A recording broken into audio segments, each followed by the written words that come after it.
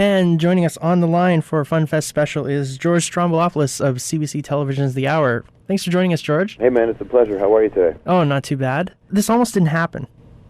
This interview? Yeah. Well, you know what happened? It was this past weekend. We were taping our Tragically Hip special where they're kind of previewing their new album by performing on our show. So basically, we were all locked away in a studio where there is no cell phone reception. So I'm glad we were able to manage to put this together. But over the weekend, yeah, it was just, we were all in Tragically Hip world. No, I appreciate it, especially now this time of year. CKLN acts like beggars and...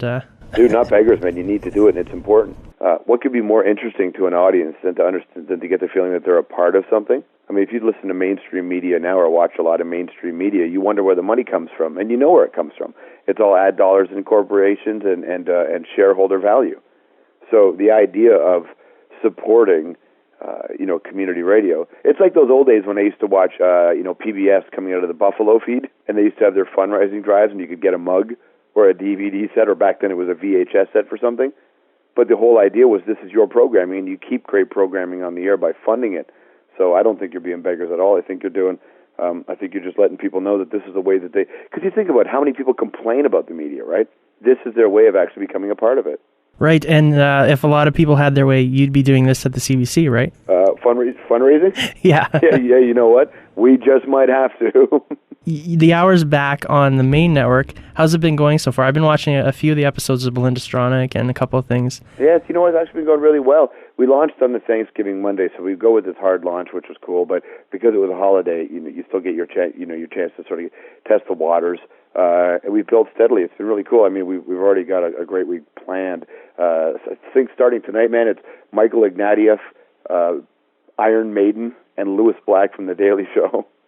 And tomorrow, Beck is going to be on the program, and there'll be a Frank Black coming up. So there's a lot of, we're gaining a lot of momentum where people in the industry who've watched the show, the people who would decide if you get a guest or not, they're the ones who are starting to catch on to it now, which is pretty cool. So it means that the show's only going to build. Yeah, I'm excited about Beck. Have you heard his latest album? Yeah, I love it, man. Yeah, it's one of his better ones in a long, long while, I think. Yeah, the funny thing about Beck is kind of a slow burn these days.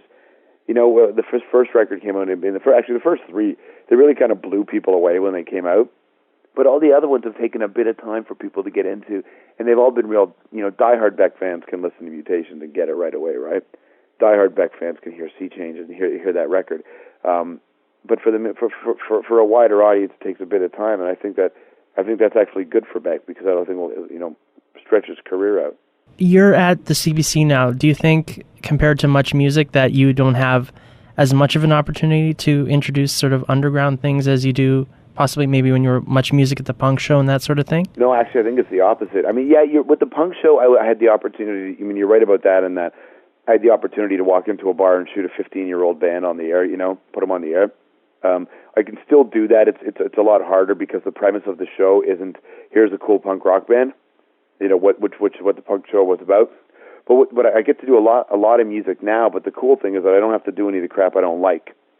So now I get to introduce people to all kinds of. Like I said, we're going to have Alice Cooper and Beck and Iron Maiden on the show, and we've had Imogene Heap on the show, and we were the first we're the first television station in North America to put the Arctic Monkeys on, and so we're still doing all that. Michael Franti's coming on, so we still do all that. The difference is now I don't have to interview bands that I don't like or talk about things that I don't like I used to have to do.